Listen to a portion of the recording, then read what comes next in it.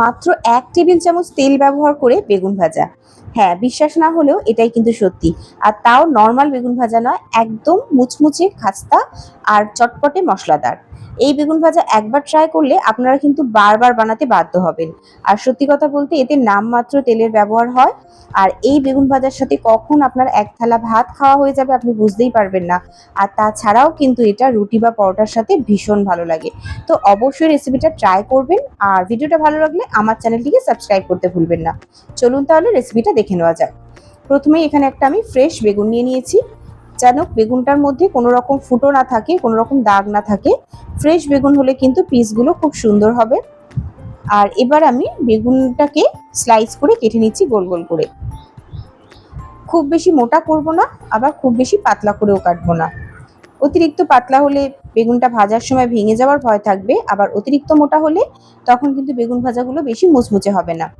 তো এখানে যেহেতু আমি একটা মশলাদার, চটপটে আর মুচমুচে একটা বেগুন ভাজা বানাচ্ছি, তাই সমস্ত জিনিসটাই খেয়াল রাখতে হবে। আর এবার বেগুনগুলোর মাঝখানটা আমি চেক করে নিলাম, সমস্ত বেগুন কিন্তু একদম ফ্রেশ, কোথাও কোনো দাগ নেই মাঝখানে। এবার প্রত্যেকটা পিস নিয়ে আমি ছুরি দিয়ে এইভাবে দু পিঠে দাগ দিয়ে দিচ্ছি।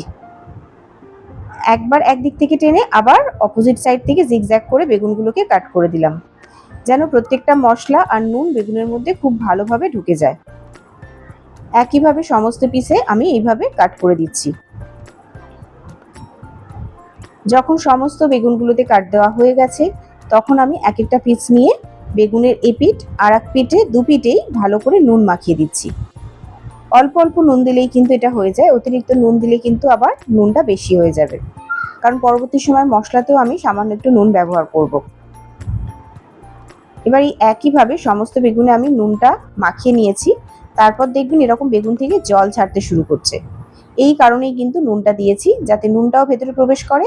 আর সামান্য যখন এরকম জল ছাড়তে শুরু করবে তখন কিন্তু খুব ভালোভাবে মশলাটাও অ্যাবজর্ব করবে। এবার কিছু মশলা এখানে রেডি করছি, যেমন নিয়েছি জিরে গুঁড়ো, তার মধ্যে সামান্য একটু ধনে গুঁড়ো, সামান্য একটু কালো গোলমরিচের গুঁড়ো দিলাম, অল্প একটু পরিমাণ দিয়ে দিচ্ছি হলুদের গুঁড়ো, অল্প একটু দিয়ে দিচ্ছি নুন, যেহেতু বেগুনেও আগে নুন দেওয়া আছে, এখন কিন্তু বেশি নুন দেওয়া যাবে না। দিয়ে দিচ্ছি চাট মশলা, যেহেতু একটু চটপটে বানাতে চাইছি, আর ম্যাগির মশলা। ম্যাগির যে প্যাকেটে মশলাগুলো থাকে সেটা দিলেও হবে। সামান্য একটু কাশ্মীরি লঙ্কার গুঁড়ো, এতে রংটা খুব সুন্দর আসবে। আর 4 টিস্পুন মতো এখানে দিয়ে দিচ্ছি বেসন। এই বেসনটা দেওয়ার কারণে কিন্তু খুবই সুন্দর মুচমুচে একটা ভাব আসবে। এবার মশলাগুলোর সাথে বেসনটাকে ভালো করে আমি মিশিয়ে নিচ্ছি। খুব ভালোভাবে যখন মেশানো হয়ে যাবে তখন আমাদের কিন্তু মশলাটা রেডি। একদম বেশি কোনো পরিশ্রম নেই, খুবই সহজে কিন্তু এই বেগুন ভাজাগুলো রেডি হয়ে যায়, অথচ দারুণ টেস্টি। এবার এক একটা পিস নেব বেগুনের, আর সেটাকে এই বেসন আর মশলার মিশ্রণের মধ্যে ভালো করে কোট করে নেব। এপিঠ আর ওপিঠ দুবার উল্টালেই দেখবেন খুব ভালোভাবেই কিন্তু মশলার বেসনটা ভালো করে কোট হয়ে গেছে। এক্সেস যে বেসনটা সেটাকে ঝরিয়ে নিয়েছি। একইভাবে সমস্ত বেগুনগুলোকেও আমি এভাবে কোট করে নেব। যেহেতু বড় বড় সাইজের আমার বেগুনের পিসগুলো, তাই কিন্তু চারটেতেই আমার তাওয়াটা পুরো ভরে যাবে, সেই কারণে আমি প্রথমে চারটে রেডি করে ভেজে নিচ্ছি, তারপরে বাকিটা। আর যেহেতু আমি বলেছি যে এখানে 1 টেবিল চামচ আমি তেল ব্যবহার করব, আমি কিন্তু তাই মেপে আপনাদেরকে দেখিয়ে দিলাম যে এই 1 টেবিল চামচ তেলেই কিন্তু আমি সম্পূর্ণ বেগুনগুলোকে ভাজবো। আর ভালো করে যখন তাওয়াটা গরম হয়ে গেছে, তেলটাকে চারিদিকে মাখিয়ে নিয়ে এবারে এক্সেস যে তেলটা সেটাকে আমি বাটির মধ্যে ঢেলে রেখে দিলাম। সেই তেলটাও কিন্তু পরবর্তী সময় বেগুন ভাজার কাজে লাগবে। তো মাপটা সঠিক রাখার জন্য আমি ওটা বাটিতে ঢেলে রাখলাম, আপনাদেরকে আবার দেখাবো। এবার তাওয়ার মধ্যে বেগুনগুলোকে সব দিয়ে 1 মিনিট রেখে এপিঠ ওপিঠ ভালো করে উল্টিয়ে নেব। গ্যাসের ফ্লেম কিন্তু এখন লোই রেখেছি। আর যখন দু পিঠই উল্টানো হয়ে যাবে 1 মিনিট ছাড়া ছাড়া, তারপরে আমি বাটিতে যে তেলটা তুলে রেখেছিলাম তার থেকেই অল্প অল্প পরিমাণ তেল নিয়ে প্রত্যেকটা বেগুনের উপরে অয়েল ব্রাশ করে দেবো।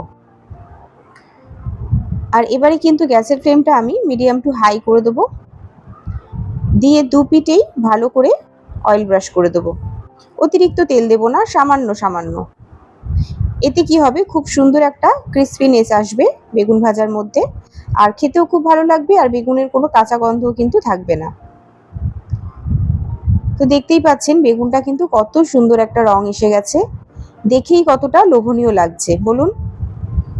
আর কাট দেওয়ার কারণে কিন্তু বেগুনটার মধ্যে আলাদা একটা সৌন্দর্য এসেছে, যেরকম সুন্দর দেখতে তেমন কিন্তু এই সুন্দর টেস্ট।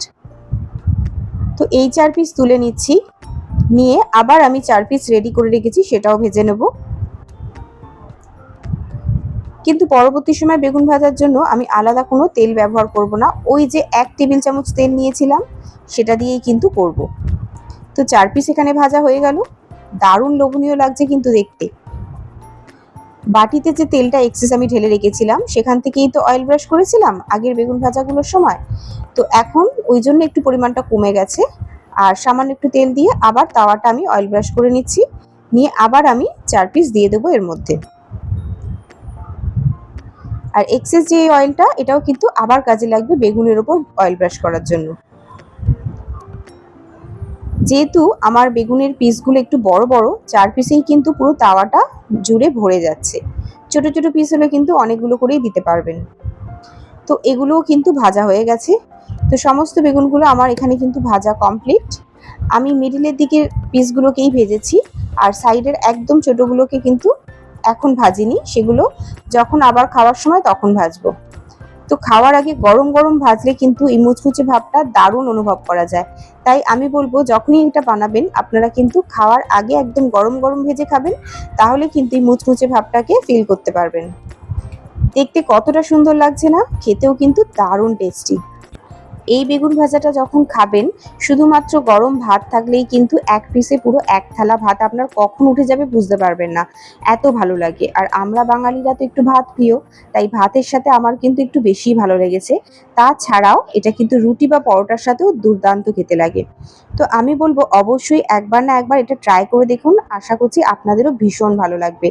আর রেসিপিটা ট্রাই করার পর আপনাদের কেমন লেগেছে আমাকে জানাতে ভুলবেন না। ভিডিওটা ভালো লাগলে একটা লাইক করে চ্যানেলটিকে সাবস্ক্রাইব করে দেবেন। টাটা।